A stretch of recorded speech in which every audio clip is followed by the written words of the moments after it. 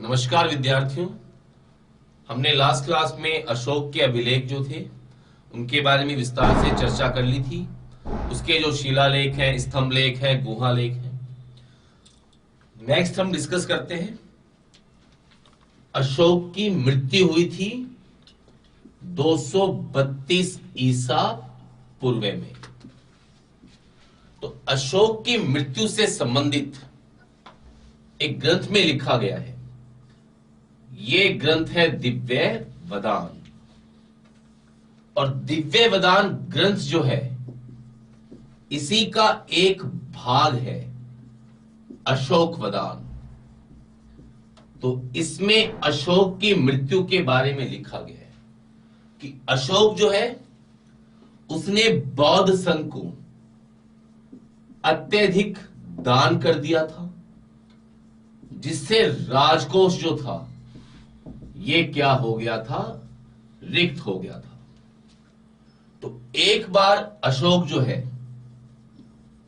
ये कुक्कुटराम बौद्ध विहार इसे दान कर रहा था। तो इस समय अशोक के जो मंत्री थे, उस समय मंत्रियों को क्या बोलते थे, अमात्य। तो अशोक के जो अमात्य थे उन्होंने इस बात का विरोध किया और उन्होंने संप्रति को क्या बना दिया, शासक। और अंतिम दिनों में अशोक को खाने के लिए केवल 2 आंवला ये ही प्रदान किए जाते थे। तो ये पूरी स्टोरी जो है ये लिखी हुई है दिव्य वदान ग्रंथ का ही एक भाग है अशोक वदान। तो इसमें लिखा है कि अशोक ने बौद्ध संघ को अत्यधिक दान कर दिया, तो राजकोष जो था वो रिक्त हो गया था। इस बात से उसके जो मंत्री थे, अमात्य थे, ये काफी नाराज थे। तो एक बार अशोक कुक्कुटराम बौद्ध विहार को दान कर रहा था, तो अमात्यों ने इसका विरोध किया और उन्होंने संप्रति को क्या बना दिया, शासक। अशोक जो था उसे खाने के लिए अंतिम दिनों में केवल 2 आंवला ही प्रदान किए जाते थे। हालांकि वायु पुराण के अनुसार अशोक की मृत्यु के बाद शासक बना था कौन, कुणाल। ये लिखा है वायु पुराण में। और कुणाल जो है इसको पुराणों में धर्म विवर्धन नाम से भी लिखा गया है। ये मैंने आपको स्टार्टिंग का जो अशोक का पारिवारिक जीवन था उसमें बताया था कि तिष्य रक्षिता जो थी उसने कुणाल को क्या करवा दिया था, अंधा करवा दिया था। तो पुराणों के अनुसार तो अशोक की मृत्यु के बाद शासक बना है कौन, कुणाल। नेक्स्ट देखो, राजतरंगिणी का लेखक हुआ है कल्हन। कश्मीर पे लिखी हुई पुस्तक है। तो इसके अनुसार अशोक की मृत्यु के बाद कश्मीर का शासक कौन बना, जालोक। यह अशोक का बेटा ही था। तो कश्मीर का शासक बना जालोक अशोक की मृत्यु के बाद। किसके अनुसार, कल्हन की पुस्तक राजतरंगिणी के अनुसार। जब कुणाल की मृत्यु हो गई तो कुणाल की मृत्यु के बाद मौर्य साम्राज्य जो था ये 2 भागों में बट गया।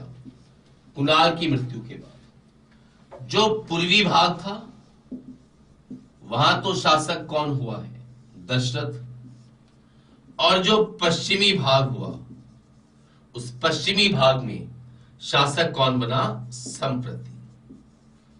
तो संप्रति जो था ये अनुयायी है किस धर्म का, जैन धर्म का। और संप्रति को जैन धर्म में दीक्षित किया है किसने, सुहस्तिन ने। तो सुहस्तिन के द्वारा संप्रति को जैन धर्म में दीक्षित किया गया। मौर्य राजवंश में ही एक शासक हुआ है जिसका नाम है शालीशुक। शालीशुक ये मौर्य राजवंश का ही एक शासक हुआ है। और एक यवन शासक था एंटियोकस। यवन शासक एंटियोकस तृतीय को उपहार भेजे थे किसने? शालीशुक ने। ठीक है, तो शालीशुक के द्वारा यवन शासक एंटियोकस तृतीय को उपहार भेजे गए हैं और इसी शालीशुक को सुभग सेन के नाम से भी लिखा गया। मौर्य राजवंश का अंतिम शासक ये था ब्रह्मदत्त, जिसकी हत्या 184 या 185 ईसा पूर्व में कर दी थी। और किसने की दोस्तों? इसी का सेनापति था पुष्यमित्र शुंग। तो पुष्यमित्र शुंग के द्वारा ब्रह्मदत्त की हत्या की गई।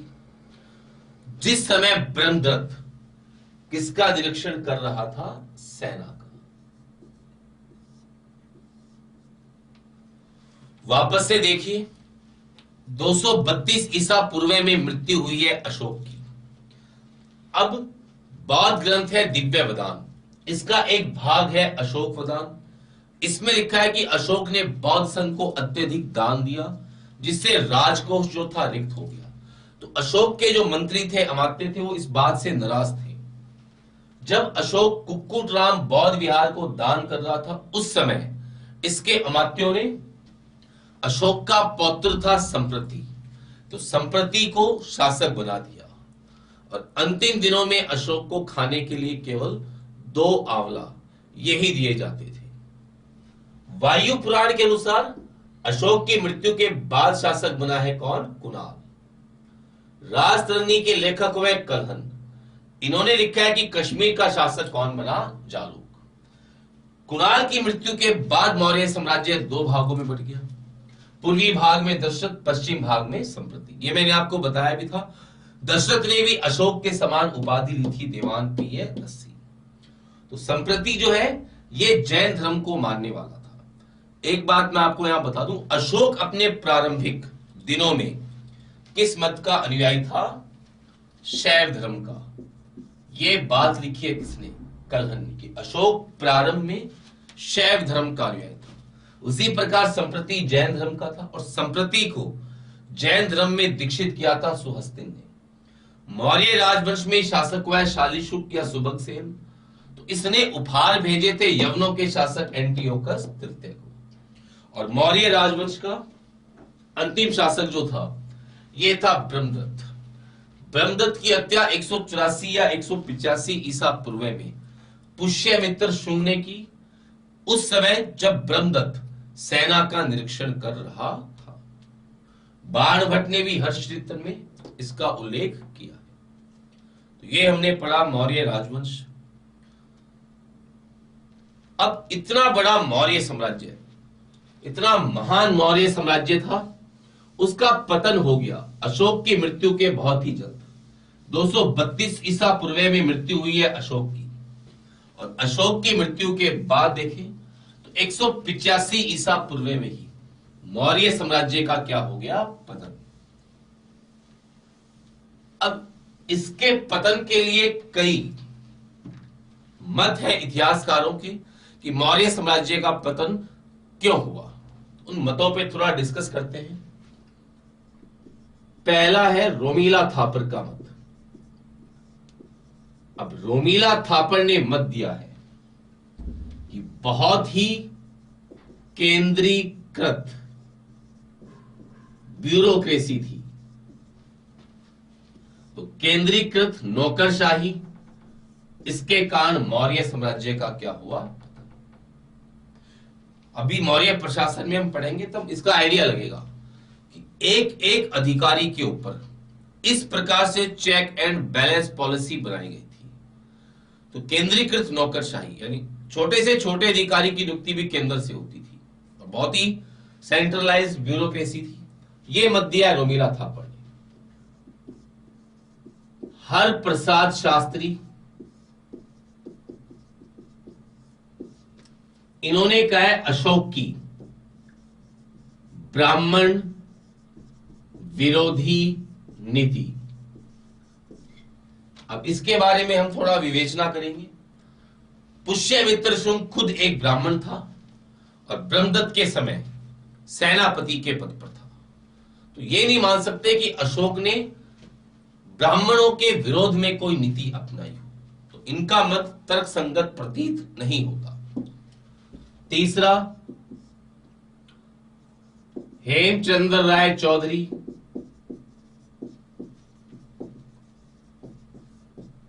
इन्होंने कहा अशोक की अहिंसक नीति, कि अशोक ने इतनी ज्यादा अहिंसा को अपना लिया कि उसके कारण पतन हुआ। लेकिन देखिए, ना तो कलिंग युद्ध के बाद अशोक ने अपनी सेना को डिसॉल्व किया, उसने अपनी सेना को भंग नहीं किया, और अपने अभिलेखों में भी आठविक जातियों को भी चेतावनी दी है कि या तो विद्रोह को समाप्त कर दो वरना तुम्हारा दमन कर दिया जाएगा। तो ये बात भी तर्क संगत प्रतीत नहीं होती कि अशोक ने पूरी तरह से अहिंसा की नीति को फॉलो किया। नेक्स्ट मत देखते हैं हम। ये हम देखते हैं D.N. झा। इन्होंने मत दिया है कि अशोक के अयोग्य उत्तराधिकारी D.D. कौशांबी,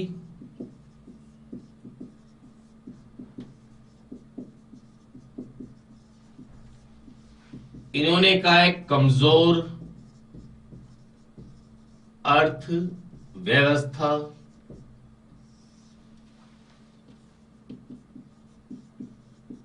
निहार रंजन रे, इन्होंने मत दिया है कि जनता का विद्रोह।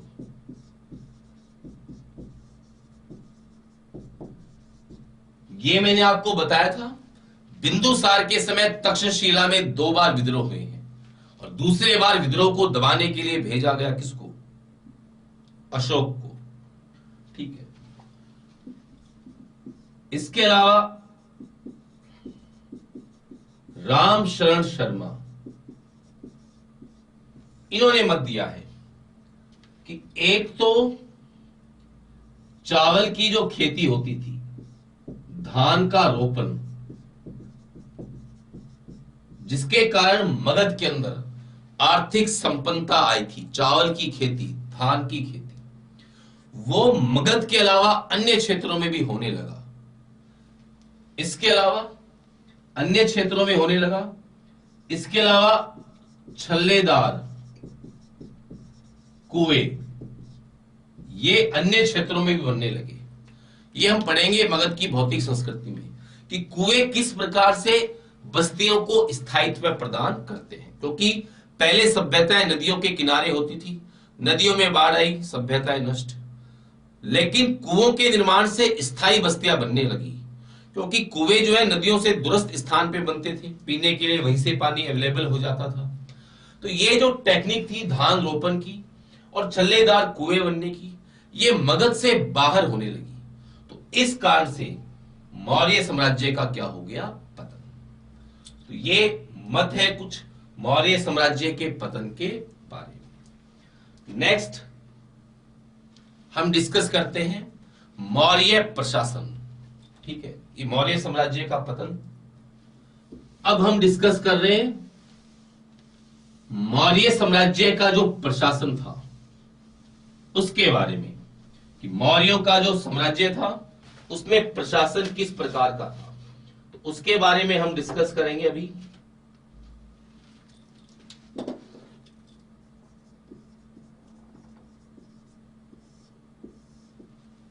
इसमें देखिए,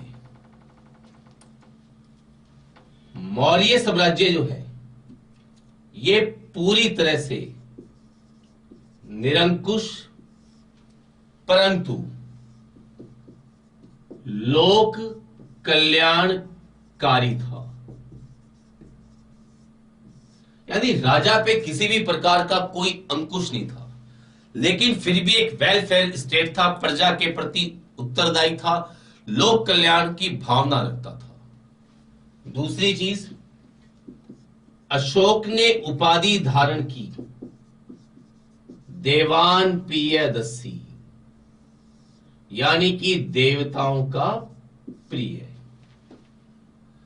अब अशोक ने अपने आप को देवताओं का प्रिय बताया, पहले ये काम कौन सा वर्ग करता था? पुरोहित वर्ग। पुरोहित वर्ग जनता को बताता था कि राजा जो है वो कोई सामान्य इंसान नहीं है, बल्कि उसमें देवताओं का गुण विद्यमान होता है। लेकिन अशोक ने खुद को देवताओं का ही प्रिय बता दिया। तो अशोक के समय पुरोहित वर्ग का महत्व दोस्तों क्या हो गया? कम हो गया। ठीक है। तीसरी चीज,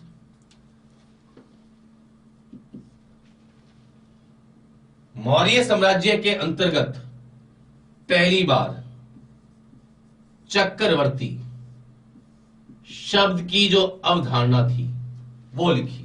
चाणक्य ने अर्थशास्त्र में लिखी है चक्रवर्ती शब्द की अवधारणा, कि राजा ऐसा हो जिसका चारों दिशाओं में राज हो, उसी को चक्रवर्ती माना। चतुर्दिक राज व्यवस्था हो। तो ये अवधारणा लिखी है किसने? चाणक्य ने। चौथी चीज, राजा को शासन चलाने में सहायता देने के लिए क्या होती थी दोस्तों? मंत्री परिषद। अब अशोक के अभिलेखों में मंत्री परिषद को क्या लिखा गया है? परिषा। अशोक के जो अभिलेख हैं उन अशोक के अभिलेखों में मंत्री परिषद को परिषा लिखा गया है। ठीक है। कौन कौन से में लिखे गए हैं? तीसरे और चौथे बृहद शिला लेख, इनमें लिखा गया है। ठीक। नेक्स्ट देखिए, मंत्री जो होते थे उनकी नियुक्ति उनके चरित्र परीक्षण के पश्चात करते थे। कोई भी मंत्री अपॉइंट हो तो पहले उसका चरित्र परीक्षण किया जाता था, तभी उसको अपॉइंट करते थे। ठीक है। और जो चरित्र परीक्षण होता था इसे बोला जाता था दोस्तों उपधा परीक्षण। वापस देखिए प्रशासन। तो मौर्य प्रशासन निरंकुश था परंतु लोक कल्याणकारी था। दूसरी चीज, अशोक ने उपाधि ली देवान प्रियदर्शी की। तो उसने अपने आप को देवताओं का प्रिय बताया, तो पुरोहित वर्ग जो था इसका महत्व कम हो गया। चक्रवर्ती शब्द की अवधारणा चाणक्य ने लिखी है अर्थशास्त्र में, कि राजा ऐसा होना चाहिए जिसका चारों दिशाओं में राज हो। मंत्री परिषद होती थी और मंत्री परिषद का इतना महत्व था कि खुद चाणक्य ने अर्थशास्त्र में लिखा है कि राज्य एक पहिए पर नहीं चल सकता। तो ये किसके महत्व को दर्शाता है? मंत्री परिषद के महत्व को। अशोक के अभिलेखों में मंत्री परिषद को लिखा गया है परिषा।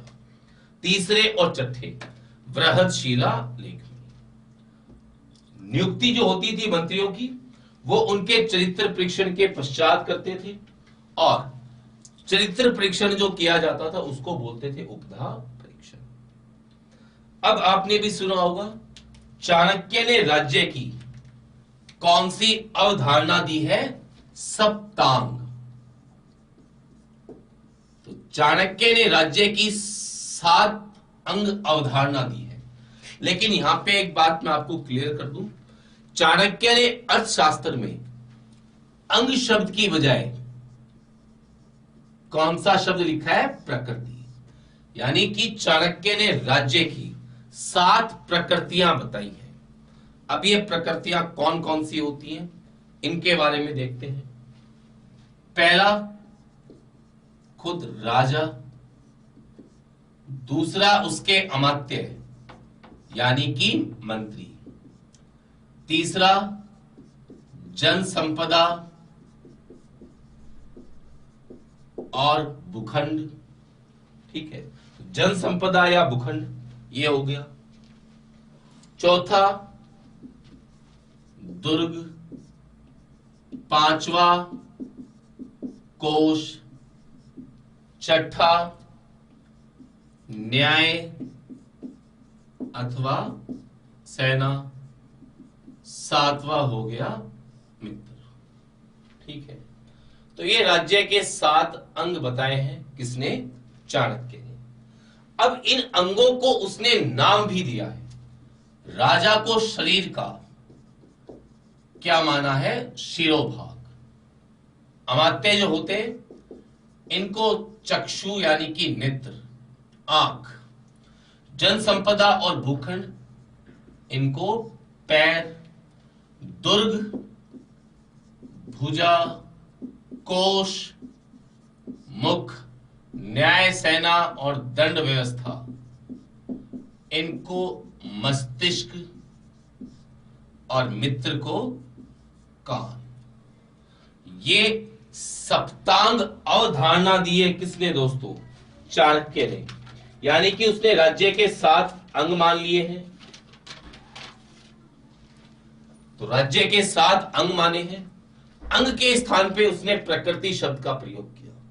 राजा को शिरोभाग, अमात्य को चक्षु यानी आंख, जन संपदा यानी भूखंड पैर, दुर्ग को भुजा, कोश को मुख, न्याय सेना या दंड को मस्तिष्क और मित्र को कान।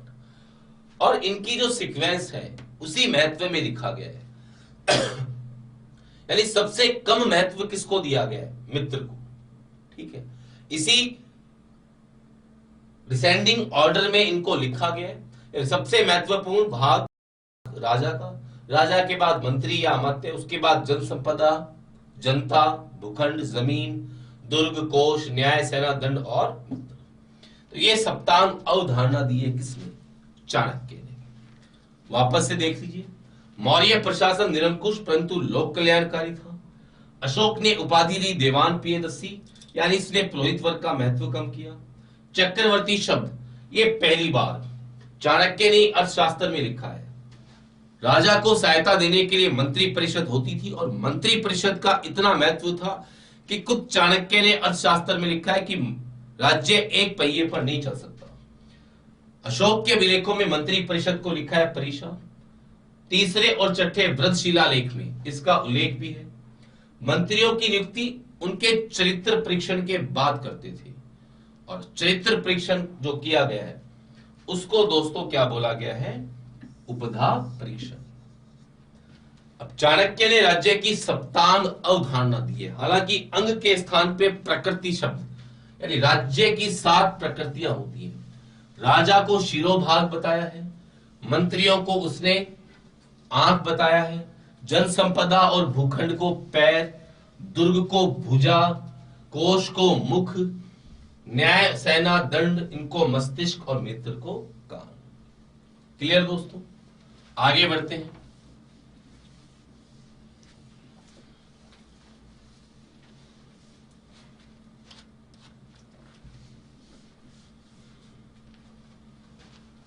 इसके बाद देखिए,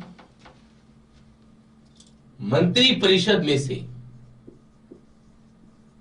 ज्यादा महत्व के मंत्रियों को छांटा जाता था और जो ज्यादा महत्व के मंत्री होते थे इनको बोलते थे मंत्री। मैं आपको ऐसे समझा देता हूं, जैसे ये मान लीजिए मंत्री परिषद है।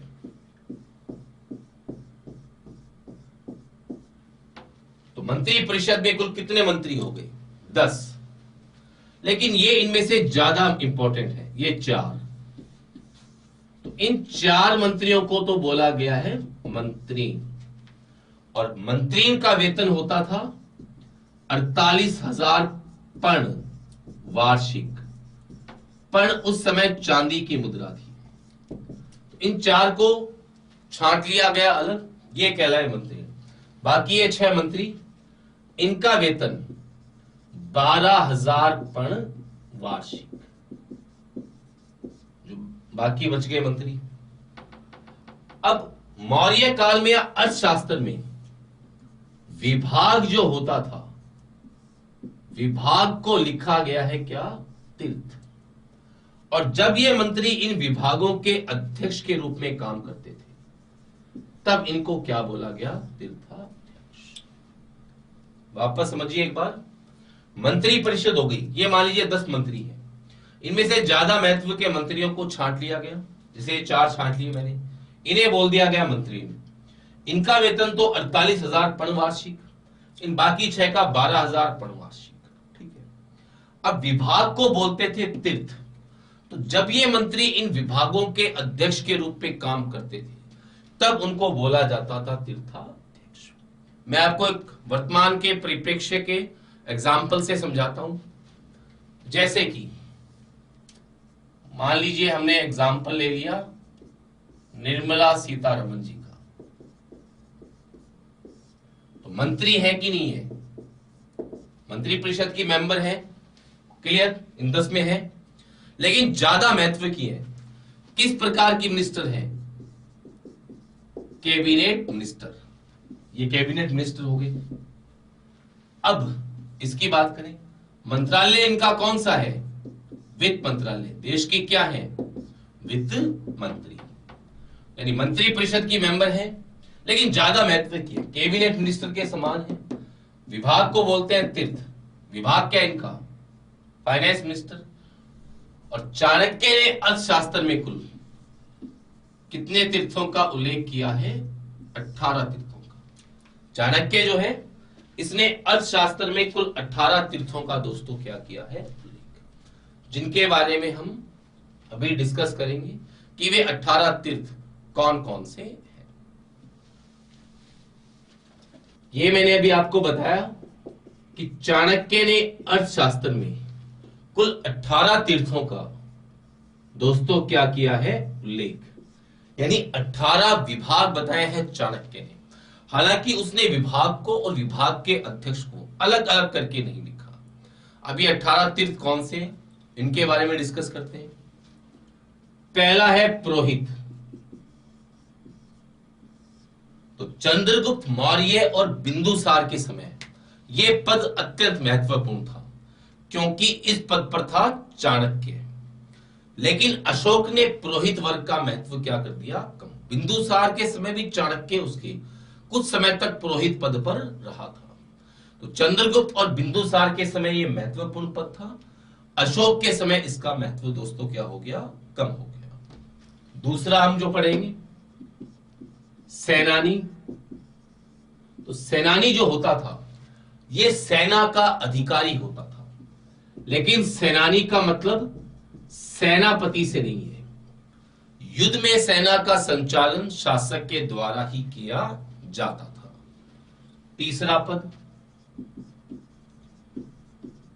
युवराज। तो युवराज जो होते थे इनकी नियुक्ति प्रांतपति यानी कि एक प्रकार से गवर्नर के रूप में की जाती थी। यह भी आपको बताया था, बिंदुसार के समय अशोक उज्जैनी का गवर्नर था और सुसीम तक्षशिला का। इसके अलावा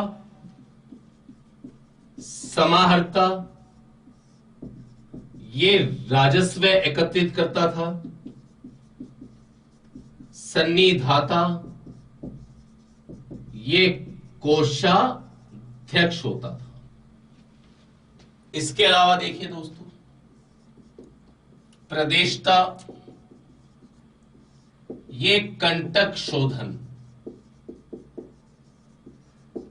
यानी कि फौजदारी न्यायालयों का न्यायाधीश होता था। फौजदारी न्यायालयों से क्या मतलब होता है, जो मारपीट के मुकदमे होते हो उनके बारे में जो न्यायालय होता था।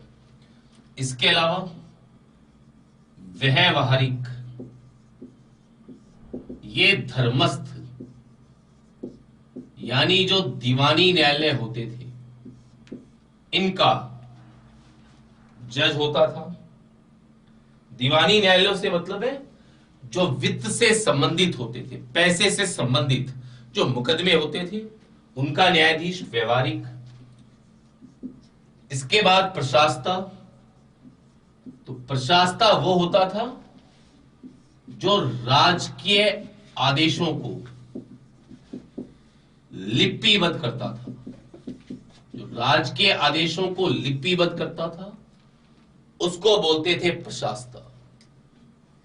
इसके बाद देखिए दुर्गपाल, ये दुर्गों का अधिकारी होता था। अंतःपाल, ये सीमावर्ती दुर्ग, जो चौकसी के दुर्ग होते थे साम्राज्य के चारों ओर, उनका अधिकारी होता था। इसके अलावा होता था दंडपाल। तो दंडपाल जो होता था ये सैन्य सामग्री की व्यवस्था करता था। इसके अलावा नागरिक ये अधिकारी होता था दोस्तों किसका? नगर का। ठीक है। इसके अलावा आठविक ये अधिकारी वन विभाग का होता था। नायक ये सेना का संचालन करता था। इसके अलावा अंतरवार्षिक, तो अंतरवार्षिक जो है ये राजा की जो अंगरक्षक सेना होती थी, राजा के पास जो अंगरक्षक सेना होती थी उसका अधिकारी होता था। इसके अलावा कर्मांतिक ये उद्योग धंधों का अधिकारी होता था। द्वारिक ये राजमहल की सुरक्षा का अधिकारी होता था। और 18वां होता था मंत्री परिषदाध्यक्ष, यानी ये जो पूरी मंत्री परिषद है इसका एक अध्यक्ष, जैसे लोकसभा में स्पीकर होते हैं उसके समान। तो ये कुल 18 तीर्थ थे जिनका उल्लेख किया है चाणक्य ने कौन सी बुक में? अर्थशास्त्र में। वापस देख लेते हैं 18 तीर्थ। पहला आता है पुरोहित। तो चंद्रगुप्त बिंदुसार के समय तो महत्वपूर्ण पद था क्योंकि चाणक्य इस पद पे था। अशोक ने पुरोहित वर्ग का महत्व कम कर दिया। सेनानी ये सेना का अधिकारी होता था लेकिन सेनापति नहीं। राजा खुद ही युद्ध में सेना का संचालन करता था क्योंकि मौर्य शासक खुद एक कुशल योद्धा हुए हैं। युवराज इनकी नियुक्ति प्रांतपति के रूप में की जाती थी, एक प्रकार से गवर्नर होते थे किसी भी प्रांत के। समाहर्ता, हरना मतलब कलेक्ट करना, तो ये राजस्व को एकत्रित करता था। सन्निधाता ये कोषाध्यक्ष होता था। प्रतिष्ठा ये कंटक शोधन यानी फौजदारी न्यायालयों का न्यायाधीश होता था, जो मारपीट से संबंधित मुकदमे होते हैं उनका न्यायाधीश। इसके अलावा देखा जाए तो व्यवहारिक ये धर्मस्थ यानी कि दीवानी न्यायालय यानी वित्त यानी पैसे से संबंधित कोई भी मामले हो उनका न्यायाधीश जज होता था। प्रशासता जो भी राजकीय आदेश पारित किए जाते थे उन राजकीय आदेशों को लिपिबद्ध करता था। लिपिबद्ध से मतलब है लिखता था। दुर्गपाल ये दुर्गों का अधिकारी होता था, आंतरिक दुर्गों का जो अंदर है साम्राज्य के। अंतःपाल ये सीमावर्ती दुर्गों का अधिकारी होता था, जो सीमा पर स्थित दुर्ग है।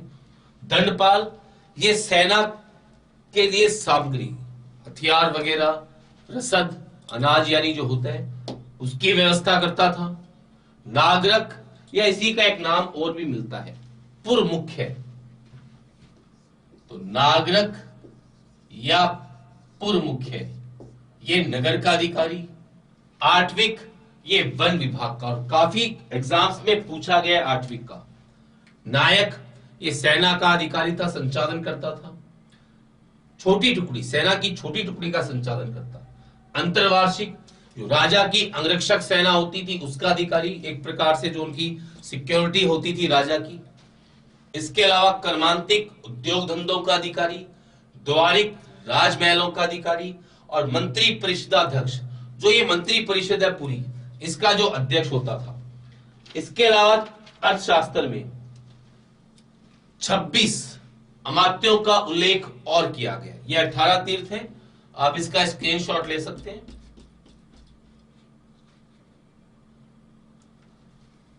चाणक्य ने इसके अलावा अर्थशास्त्र में 26 अमात्यों का और उल्लेख किया है, जिनके अधीन कुछ डिपार्टमेंट्स होते थे, कुछ विभाग होते थे। अब अमात्य जो है एक प्रकार से आधुनिक IAS के समान माने जा सकते हैं। तो ऐसे 26 अमात्यों का और उल्लेख किया है किसने? चाणक्य ने। कौन कौन से हैं? और जो ये 26 अमात्य होते थे इनका वेतन होता था 1000 पण वार्षिक। 1000 पण वार्षिक वेतन मिलता था इनको। अब कौन कौन से थे इनके बारे में हम डिस्कस करते हैं। पहला है कोषाध्यक्ष, या इसको हम बोल सकते हैं लक्षणाध्यक्ष। तो कोषाध्यक्ष या लक्षणाध्यक्ष जो होता था, ये अधिकारी होता था किस विभाग का? मुद्रा यानी कि टकसाल का।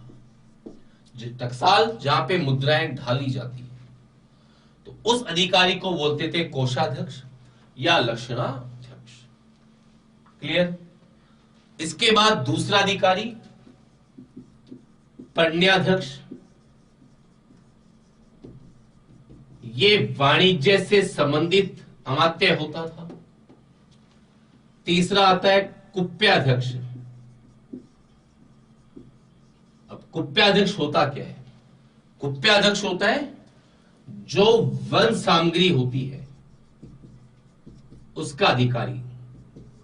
वन में जो सामग्री मिलती है उसके अधिकारी को बोलते थे कुप्याध्यक्ष। चाहे इमारती लकड़ियां हो, कुछ भी हो, फल फूल, इन सब से संबंधित अधिकारी हो गया कुप्याध्यक्ष। इसके बाद देखिए पौत्वाध्यक्ष। ये अधिकारी होता था दोस्तों किसका? माप तोल का। जो माप तोल है उसके अधिकारी को बोलते थे पौत्वाध्यक्ष। इसके बाद शुल्काध्यक्ष। तो ये चुंगी वसूल करने वाला अधिकारी या अमात्य होता था। सूत्राध्यक्ष वस्त्र उत्पादन से संबंधित अधिकारी होता था। सूराध्यक्ष, ये तो आप सभी जानते होंगे, आबकारी यानी मदिरा से संबंधित अधिकारी, ये होता था सूराध्यक्ष। इसके अलावा सीताध्यक्ष, ये राजकीय भूमि से संबंधित अधिकारी होता था। सूनाध्यक्ष, ये बूचड़ खाने से संबंधित अधिकारी होता था। इसके अलावा बात करें आयुध गाराध्यक्ष। अब आयुधगार का मतलब क्या होता है? आयुधगार का मतलब होता है हथियार खाना, तो ये उसका अधिकारी होता था। इसके अलावा विविताध्यक्ष। विविताध्यक्ष का मतलब है जो चारागाह भूमि होती थी, उस चारागाह भूमि से संबंधित अधिकारी को बोला जाता था विविताध्यक्ष।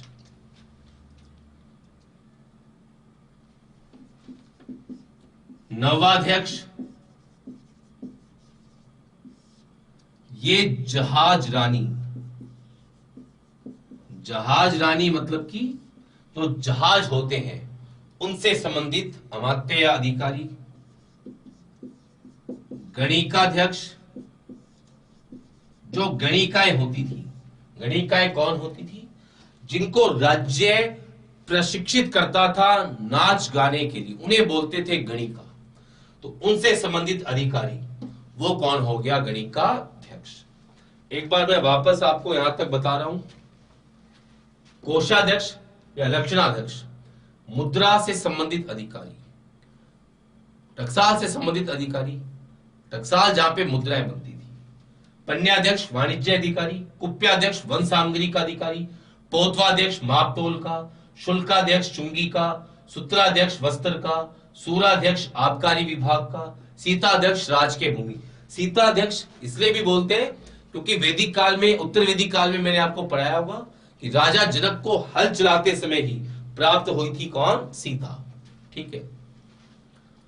सूनाध्यक्ष बुचड़ खाने का, आयुधगाराध्यक्ष जो हथियार खाना है उसका, विविताध्यक्ष चारागाह भूमि का, नवाध्यक्ष जहाज रानी, गणिकाध्यक्ष जो गणिकाएं होती थी उनका अधिकारी। नेक्स्ट देखिए, संस्थाध्यक्ष। संस्थाध्यक्ष का मतलब है जो व्यापारिक मार्ग है उन व्यापारिक मार्गों से संबंधित अधिकारी। लवणाध्यक्ष, ये नमक विभाग का अधिकारी होता था। इसके बाद चलते स्वर्णाध्यक्ष। तो स्वर्णाध्यक्ष जो स्वर्ण यानी सोने का काम करता था उससे संबंधित अधिकारी को बोला गया है। इसके अलावा होते थे मुद्राध्यक्ष। मुद्राध्यक्ष पासपोर्ट से संबंधित अधिकारी, क्योंकि मौर्य काल में कई विदेशी व्यापारी यहां पे आते थे, व्यापार करते थे, तो उनको भारत में व्यापार करने के लिए कुछ परमिट या एक प्रकार से मान लीजिए वीजा जैसी चीज दी जाती थी, तो उसके अधिकारी को क्या बोला गया है? मुद्राध्यक्ष। इसके बाद देखें बंधन गाराध्यक्ष। अब बंधनगार का मतलब क्या होता है? बंधनगार का मतलब होता है जेल। तो बंधनगाराध्यक्ष यानी कि जेल विभाग से संबंधित अधिकारी, इसको बंधनगाराध्यक्ष कहा गया है। इसके अलावा हस्तीध्यक्ष जो कि हाथी खाने का अधिकारी होता था। कोष्ठ गाराध्यक्ष। कोष्ठ गाराध्यक्ष यानी कि जो राजकीय अनाज गृह होते थे, राजकीय अनाज गृह से संबंधित अधिकारी, उसको बोला जाता था दोस्तों कोष्ठ गाराध्यक्ष। इसके बाद देखिए, आप इसका स्क्रीनशॉट ले सकते हैं, फिर मैं इसको डिलीट करूंगा।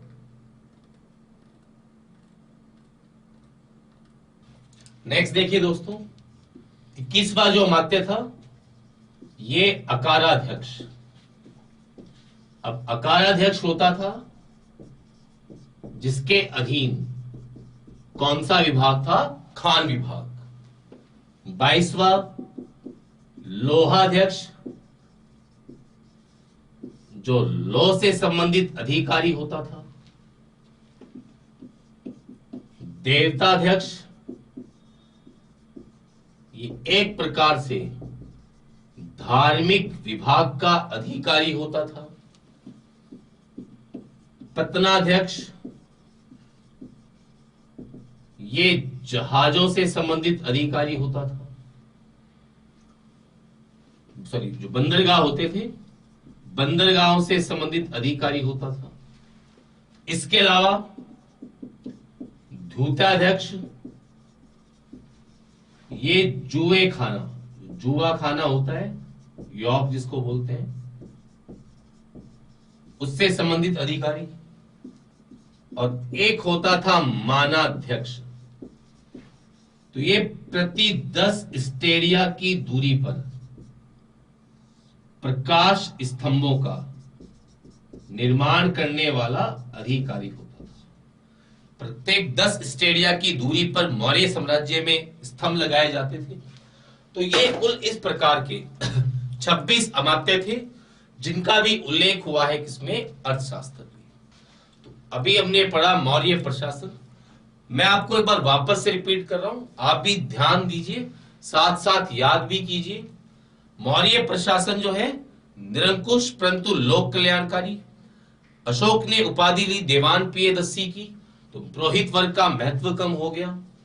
इसके अलावा बात की जाए तो राजा को प्रशासन चलाने में सहयोग करने के लिए होती थी मंत्री परिषद, और मंत्री परिषद का इतना महत्व था कि खुद चाणक्य ने लिखा है कि राज्य एक पहिए पर नहीं चल सकता। और अशोक के अभिलेखों में मंत्री परिषद को क्या लिखा गया है? परिषा। और तीसरे और छठे व्रत शिलालेख में इसका उल्लेख भी है। चक्रवर्ती शब्द भी सबसे पहले अर्थशास्त्र में बताया है। चाणक्य ने राज्य की 7 प्रकृतियां बताई है। राजा, जिसको क्या बताया है उसने, शिरोभाग। अमात्य या मंत्री, जिनको उसने चक्षु या नेत्र बताया है। इसके अलावा जो जन संपदा है, भूखंड है, भूखंड मतलब की जो जमीन है, तीसरा भाग इसको बताया है। और जन संपदा, भूखंड, इनको क्या बताया है, पैर की भांति बताया है। चौथी बात की जाए तो उसने दुर्ग बताया है, दुर्ग को भुजाओं के समान। पांचवा कोश मुख के समान। छठा न्याय, दंड या सेना मस्तिष्क के समान। और सातवां मित्र, कान के समान। तो ये 7 प्रकृतियां बताई हैं। अब मंत्री परिषद जो होती थी, उसमें मंत्रियों की नियुक्ति उनके चरित्र के परीक्षण के बाद करते थे, जिसको उपधा परीक्षण कहते थे। ठीक है। मंत्री परिषद से ज्यादा महत्व के मंत्रियों को छांटते थे, जिन्हें बोलते थे मंत्री। उनका वेतन 48,000 पर्ण वार्षिक, बाकी मंत्रियों का 12,000 पर्ण वार्षिक। और जब ये मंत्री विभागों के अध्यक्ष के रूप में काम करते, तब इनको बोलते थे तीर्थाध्यक्ष, क्योंकि विभाग को तीर्थ लिखा गया है। अब कुल कितने तीर्थों का उल्लेख है, 18। अभी मैंने आपको बताए कौन कौन से हैं।